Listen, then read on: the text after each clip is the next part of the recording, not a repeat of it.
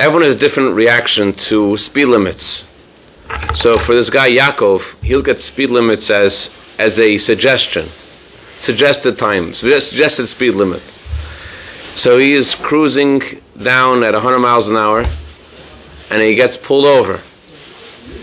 When the policeman pulls him over, so he realizes it's someone he knows. So he screams out, Yoav! Yoav screams out, Yaakov! And he's so excited. Oh, his friend from like third grade. There's no way this guy's going to give him a ticket. There's no way. And instead of Yaakov having the same reaction that he did, Yoav having the same reaction as Yaakov, Yoav says, Sir, go back into your car and sit down. And he goes back in the car. You're not giving me a ticket, are you? No, listen, I'm late as it is. My wife and children are waiting. You know, I just, can you rely on my word? I promise you from now on, I'll never do this again. And he's like convinced, like his monologue is going to do this, especially because of their years and years of friendship, going back to their youth. But Yoav says license registration, and so he gives him license registration, and looks like he's getting a ticket. Yaakov is sitting there. Yoav is sitting there writing this ticket, writing something, and he is waiting for trepidation. How much is this ticket going to be? But instead, he gives him a letter, and he drives off. What was in the letter? He says, my dear friend Yaakov, he says, listen, Rachmana litzlan, he lost his daughter Ruth 2 years before because of a drunken driver. And he said the drunken driver got 3 years in prison. And after 3 years in prison, he's back with his family. He's able to hug his kids and be back with his family. He said, I only have one son left, Rachmana litzlan. I only have my son David. And I tried to forgive this drunken driver, but I couldn't. I couldn't forgive him. I have this empty space in my heart, and I'm only going to be able to be reunited with my daughter after Mashiach comes. And so I'm missing something, and I can't get it back. But at least I still have my son David. So please, I'm begging you, for the sake of my son, don't do this again. So Yaakov, he reads this and he breaks down and he cries, and it touched him in a very deep place. It touched him in a place, that very sensitive spot, the part of him which cares about his children. And he realizes, just like this guy lost his child, chas v'shalom, he could lose one of his children, and it really changed him. And he made a decision, and it affected him a lot more than had he given him a ticket. If he would have given him the ticket, would have affected him far less than this letter. Sometimes we make decisions, but the decisions we make don't last that much because we haven't really changed inside. Something which is superficial, which is motivating us, and it's not really something inside. The question is, how do we make a decision in a way that will stay with it, that will stick with us? We have a lot of good intentions. We want to do something different, and the question is, in language of this week's Torah portion, acharei, what's next? How do you make sure that your decisions are going to stay with you? It's not just going to go away. So let's look at this from the vantage point of this week's Torah portion, where we read about the Seir La'azazel. Talks about this week about Yom Kippur, and on how on Yom Kippur every year they would have this lottery, a lottery between two goats. These goats had to be like twins, the same worth, the same height, and when they made the lottery, one goat was chosen to be La Hashem, to be a sacrifice, and the other goat was chosen to be La'azazel. What's La'azazel mean? They take the goat and they send him off a cliff. They throw the goat off a cliff, and it says the goat carries the sins of the Jewish people, and it causes an atonement for the Jewish people. And the obvious question is, all the sacrifices are brought inside the temple. And here, this sacrifice, this sacrifice is brought outside the temple. In fact, the Ibn Ezra says it's not even a sacrifice. Ibn Ezra says, don't call this a sacrifice, it's not a sacrifice. And it was brought outside the temple, and it caused a far greater atonement than the sacrifice that was brought on the altar. So what's the idea of this? What does this mean that it's brought outside the temple, it causes great atonement? What does this mean? The question is really a bigger question. What does it achieve anything? They throw the goat off a cliff, and now what? Throw the goat off a cliff. Okay, now so what does that have to do with atonement for sins? This is one of the things the Talmud says that the Gentiles and their own evil inclination within us challenges and says, why are you doing this? Gentiles say to Jewish people, this is your Torah, this makes any sense, and it sort of forces you to do this just because deeply inside you know this is what Hashem wants. In other words, this kind of a mitzvah uniquely has something in it that specifically summons a deeper part of our soul because we don't understand it. There are some things Hashem told, other things that we know that very familiar with that Hashem told us that completely defy logic. For example, in the same subject of Yom Kippur, you go into the Holy of Holies. What's in the Holy of Holies? The cherubs, the faces of a boy and a girl on top of the ark, the golden cherubs. Now, doesn't the Torah say now make any statues? Not make any statues. No statues. Statues are abominable. They're idolatrous. Never make a statue ever. And actually, one exception. In the Holy of Holies, the holiest place on earth, I want a statue. Right. It's beyond logic. Or when he walks in, the Torah says wool and linen. Never have wool and linen. Don't ever put wool and linen together. Never mix wool and linen. Never. Don't mix wool and linen. But there's one exception. The Kohen Gadol, the Holy of Holies, the holiest person in the holiest time, enters the Holy of Holies with a belt made of wool and linen. So there is some things in the Torah that are beyond logic and reason, and this is definitely in that category. This whole concept of the Azazel goat, definitely. But there's still something that we're meant to learn from it. As everything in the Torah means instruction. Something we're supposed to take home from this. So what is it we're supposed to take home?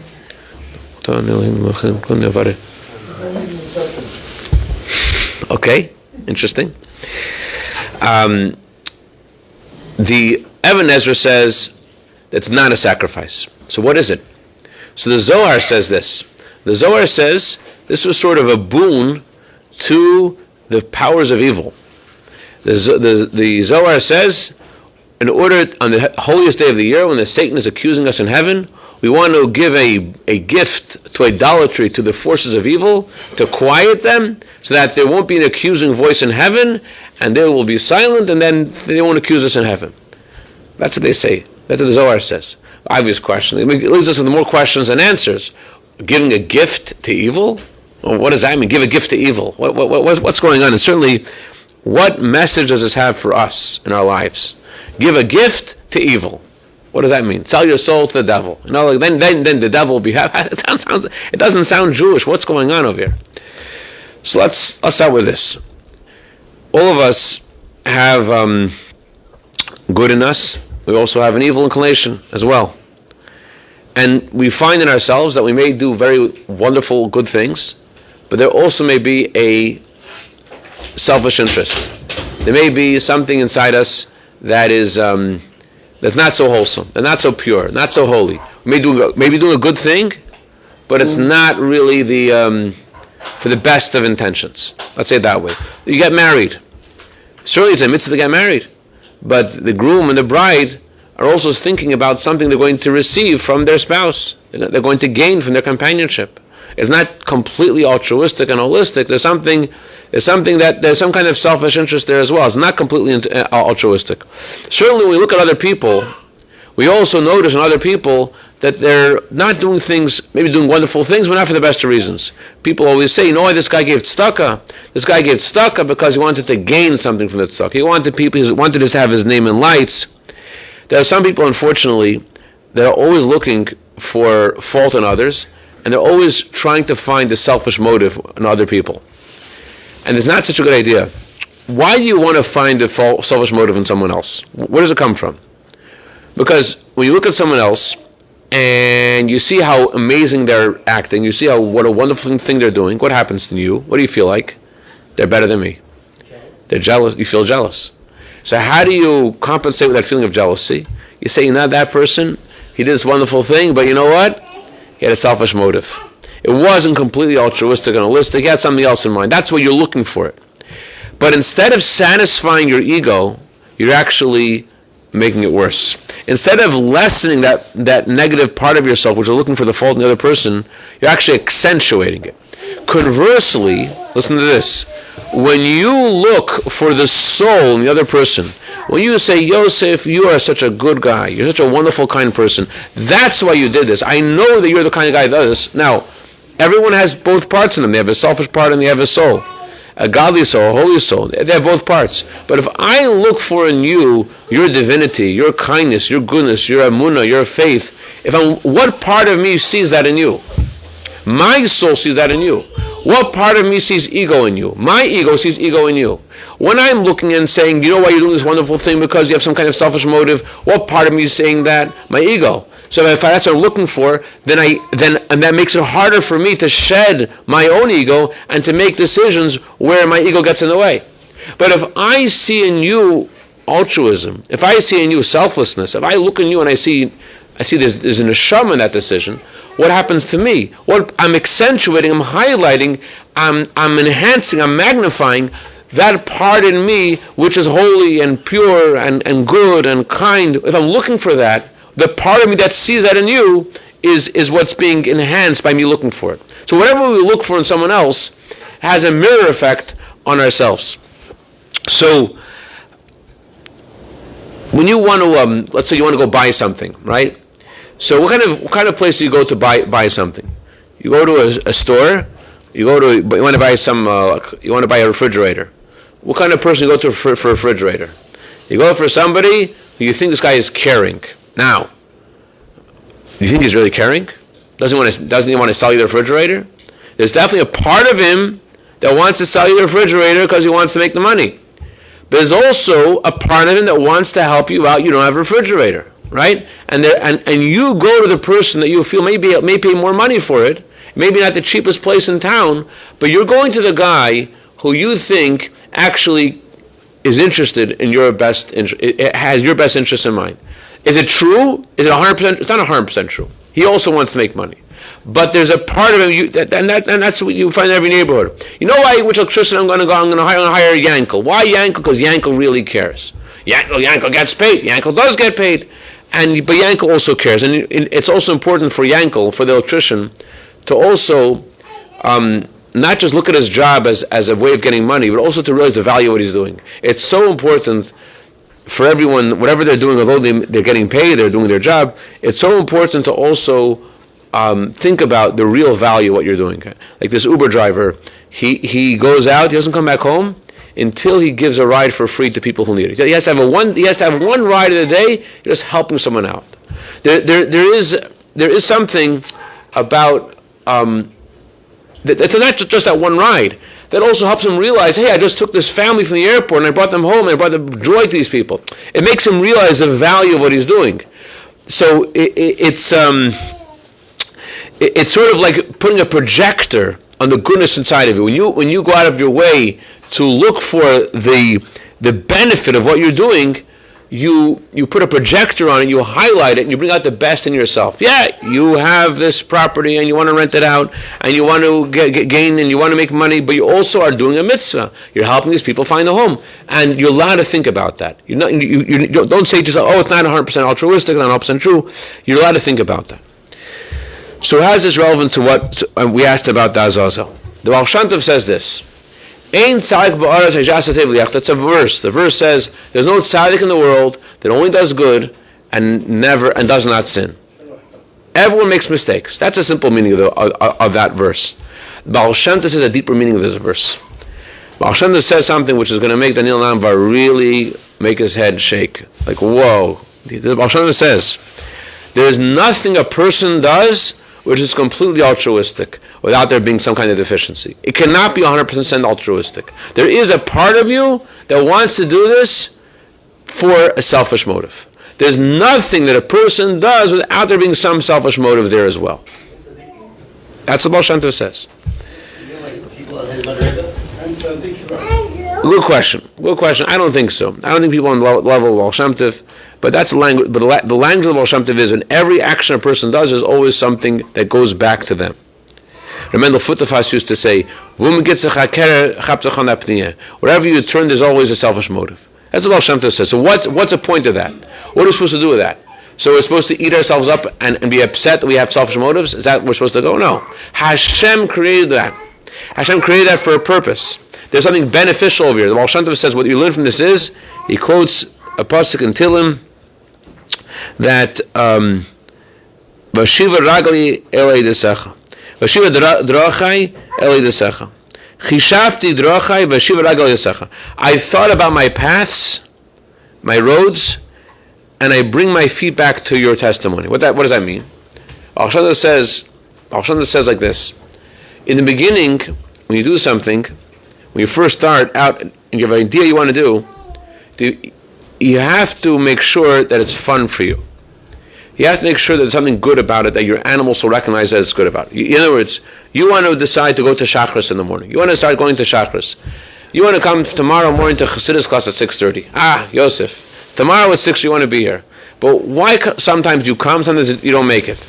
If tomorrow you knew you had this great piece of cake that you loved, you had this great coffee that you loved, you're going to have it, and you prepared it, I'm going to have this tomorrow on the way to the Chassidus class, you're going to come. You're coming. Because it's fun for you. It's enjoyable for you. For which part of you? For your neshama, not your neshama. For your animal soul.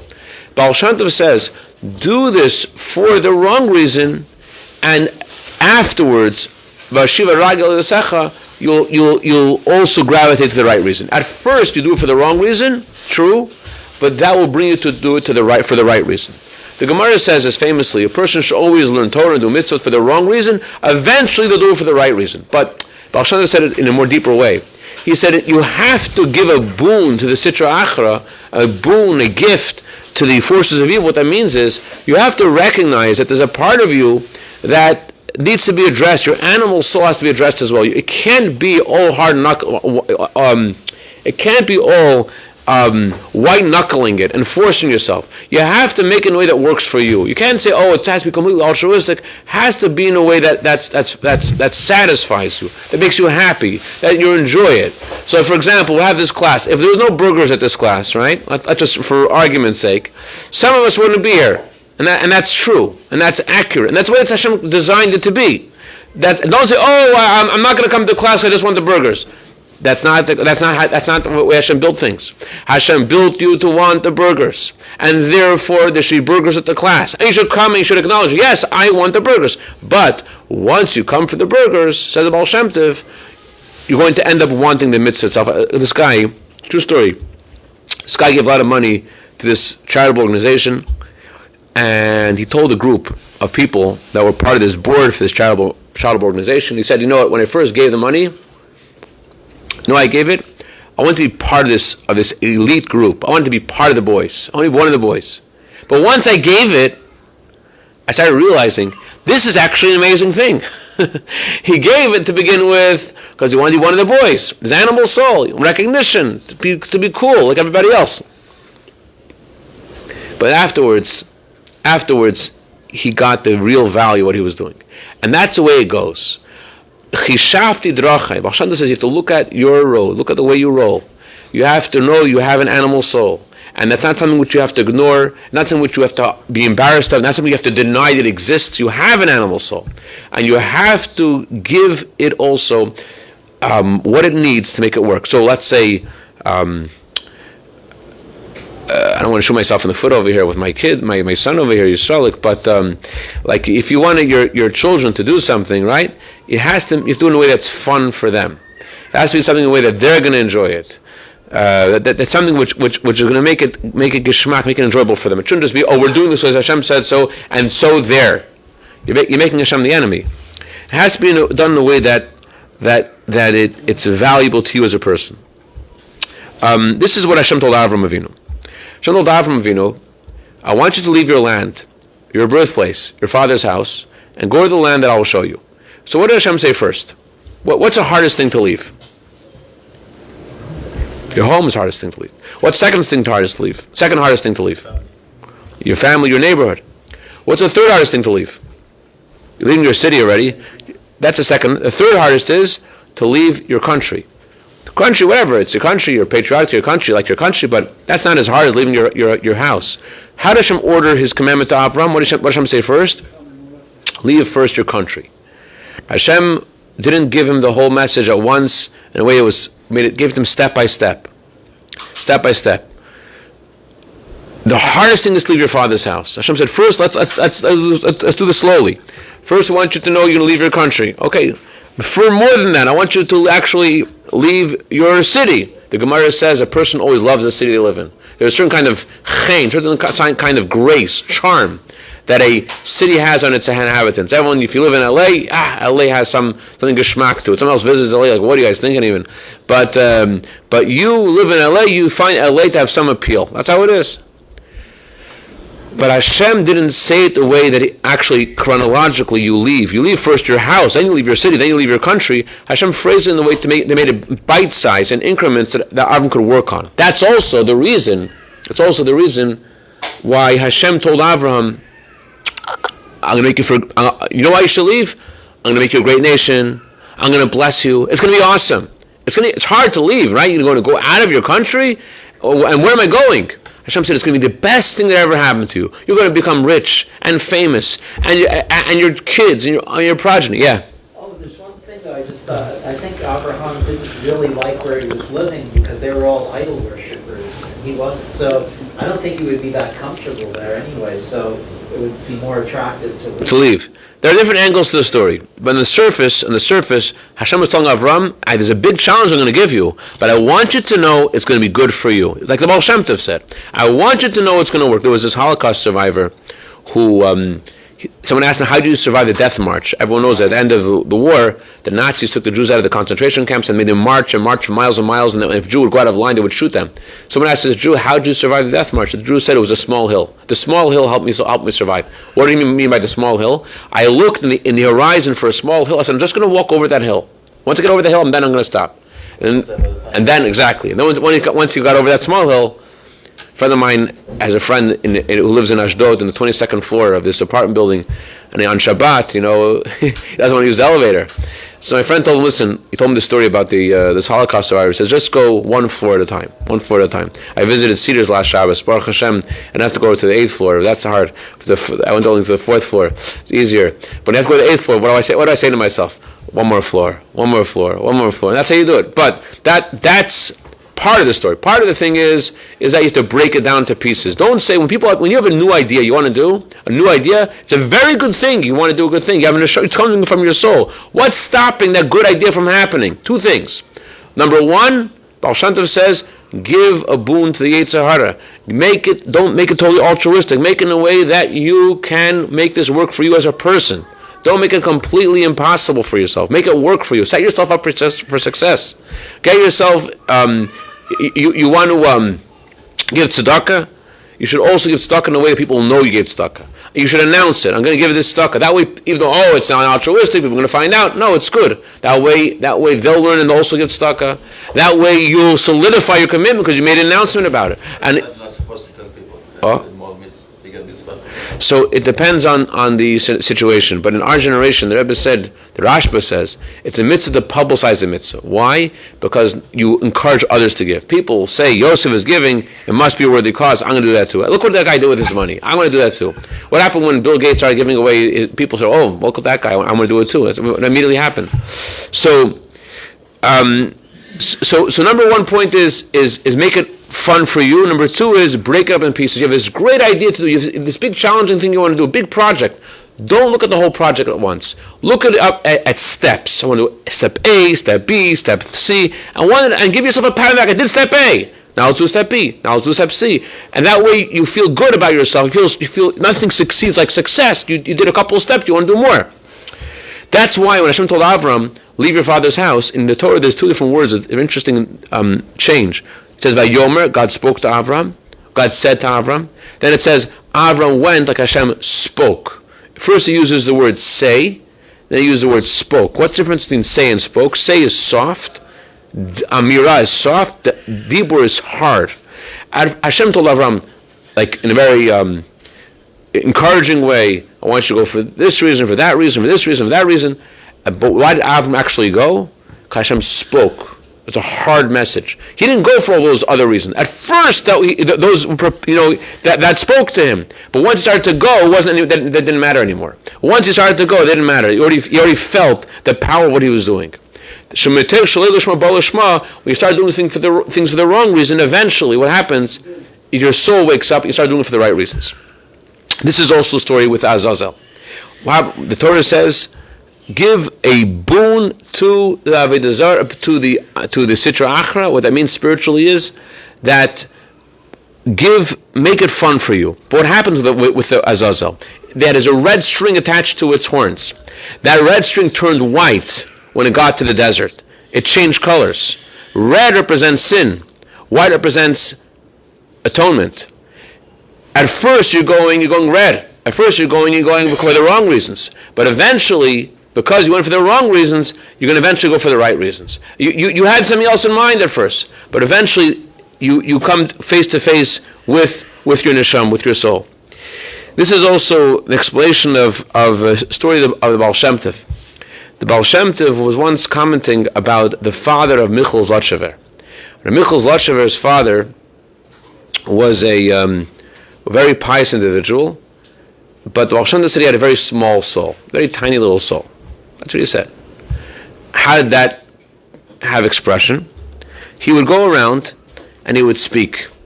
He was a speaker, public speaker, and he got paid for speaking. He would say to himself, I don't want to go on this mission. I don't want to go speaking. But then he would say to himself, they're going to pay me. I'll go. They're going to pay me. But once he got to his destination and they paid him, he had the money to wait to tzedakah. He used the motivation at first to go, to get himself out of bed. I want to go because I want to get paid. But when he got there, he's like, I get the money to wait to tzedakah. I don't need that. So Hashem created us with this selfish part of us inside of us to use it for holiness. Imagine like this: you're an electrician, you're a mechanic. You have used different tools. Your identity is your neshama. Your identity is your soul. Your identity is a goodness in you. That's who you really are. But Hashem also gave you a tool to use. Use your tool. Hashem gave you your animal soul, your selfishness for your benefit. You know what gets you out of bed. Use that for your benefit. Put that as the carrot to get your animal soul to go for the right things. Use that as a tool. Don't identify with it. Don't say, I'm terrible because I have a selfish motive. Hashem created you with that selfish motive. Dangle that carrot in front of your animal soul to get you to do. I'm not going to shul because of good reason. I'm going to first in the camaraderie, like everybody else. Everyone goes to shul also for camaraderie. Oh, that's wrong. No, it's not wrong. That's how Hashem created you. And Maimonides says a person's medini, a person wants to have a social life. Everyone's like that. So we have to lessen the challenge in life by looking at the value of what we're doing. What Hashem tell Avram is going to be the best thing for you. You have to think about, I'm going to do this mitzvah. A mitzvah brings blessing from Hashem. This mitzvah is going to be so hard. No, don't think about how it's going to be so hard only. Think about how it's going to be so good through this mitzvah, how this is so beneficial. Let me conclude with one story. L'chaim. The Alter Rebbe was in prison. Chassidim went to his contemporaries to ask for a blessing for him to be redeemed. One of the people they went to was Rabbi Shlomo of Kalin. They asked him for a blessing for the Alter Rebbe. He was smoking his pipe, and they said to him, "Can you please give a blessing to our Rebbe, the Alter Rebbe?" He said, "The Litvak." They called the Alter Rebbe the Litvak because he was from Lithuania. The Litvak is in prison. Doesn't make any sense. With a pipe, with the ashes of a pipe, he could burn the whole Petersburg up. He was arrested in Petersburg. He could burn the whole Petersburg with the ashes of his pipe. In other words, he's such a tzaddik. He could just he could eradicate the evil. But the Alter Rebbe didn't eradicate the evil. The Alter Rebbe didn't want to work things that way, because that's not what the purpose of our creation is. Hashem didn't create us in a way that we're supposed to completely eradicate the evil in us. We're supposed to use it for holiness. How? By channeling that selfish part of ourselves for goodness. Recognizing there is a selfish motive, but also not being satisfied with just the selfish motive. Not being satisfied only with the selfish motive, but just using that as a propeller to get you on the good direction. But then also realizing the actual value of what you're doing, and to recognize, there was a selfish motive that got me here, but you know what's actually happening here? my neshama is enjoying the light of Hashem. It's my neshama is connecting with Hashem. It's actually valuable. It's a good way to get you started, but don't stop there. As Baal Shem Tov says,